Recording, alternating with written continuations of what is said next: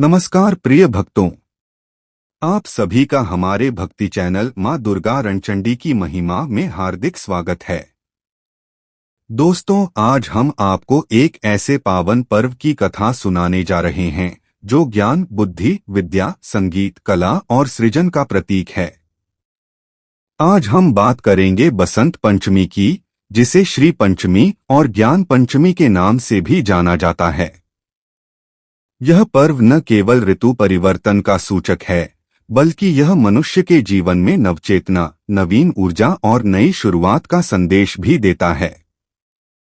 हिंदू धर्म में वर्ष को 6 ऋतुओं में विभाजित किया गया है: बसंत, ग्रीष्म, वर्षा, शरद, हेमंत और शिशिर।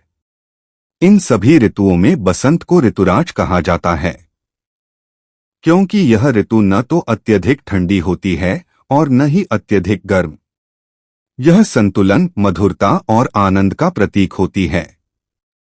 बसंत ऋतु के आगमन के साथ ही पेड़ों पर नई कोपलें फूटती हैं, फूल खिलने लगते हैं, खेतों में फसलें लहलहाने लगती हैं, पक्षियों की चहचहाहट गूंज उठती है और संपूर्ण प्रकृति जैसे मुस्कुराने लगती है।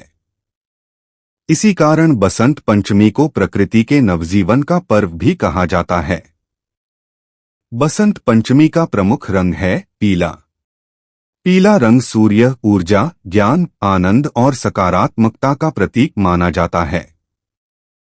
इस दिन लोग पीले वस्त्र पहनते हैं, पीले फूलों से पूजा करते हैं, पीले रंग के पकवान बनाते हैं।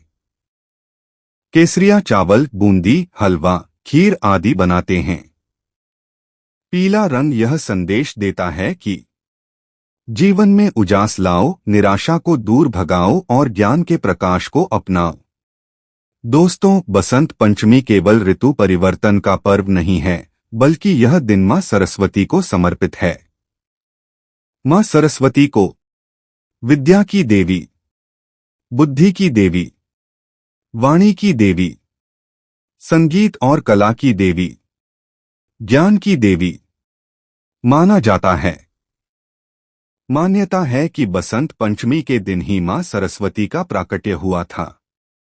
इसी कारण इस दिन को सरस्वती पूजा के रूप में भी मनाया जाता है। अब हम आपको एक अत्यंत पावन और दिव्य कथा सुनाते हैं।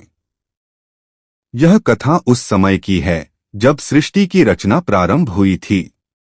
सृष्टि के रचयिता भगवान ब्रह्मा ने जब इस संसार को रचा, तब उन्होंने देखा कि चारों ओर शांति तो है, लेकिन यह शांति नीरवता से भरी हुई है।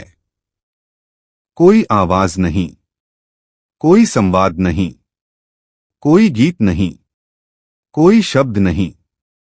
जीव तो थे, पर उनमें वाणी नहीं थी। यह देखकर भगवान ब्रह्मा चिंतित हो उठे। उन्होंने सोचा, यह संसार बिना वाणी के कैसे चलेगा? जीव अपनी भावना कैसे प्रकट करेंगे? ज्ञान का संचार कैसे होगा? तब ब्रह्मा जी भगवान विष्णु के पास गए और उनसे मार्गदर्शन मांगा। भगवान विष्णु ने कहा, हे ब्रह्मा, सृष्टि को पूर्ण करने के लिए तुम्हें ज्ञान, वाणी और संगीत की शक्ति का आह्वान करना होगा। तब ब्रह्मा जी ने अपने कमंडल से जल लेकर पृथ्वी पर छिड़का। जैसे ही वह जल धरती पर गिरा, धरती कांप उठी, आकाश गूंज उठा और एक दिव्य प्रकाश प्रकट हुआ। उस प्रकाश से एक अद्भुत देवी प्रकट हुई।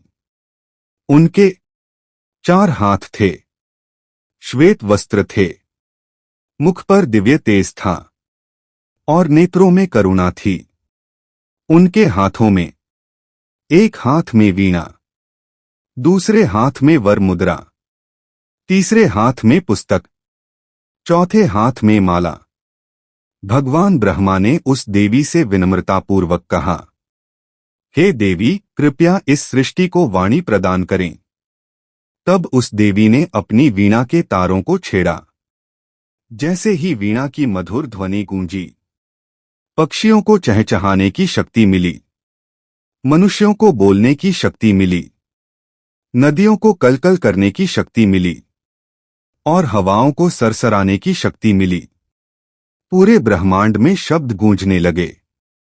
तभी ब्रह्मा जी ने कहा, आज से आप सरस्वती कहलाएंगी, क्योंकि आप संसार को सरसता और ज्ञान देने वाली हैं।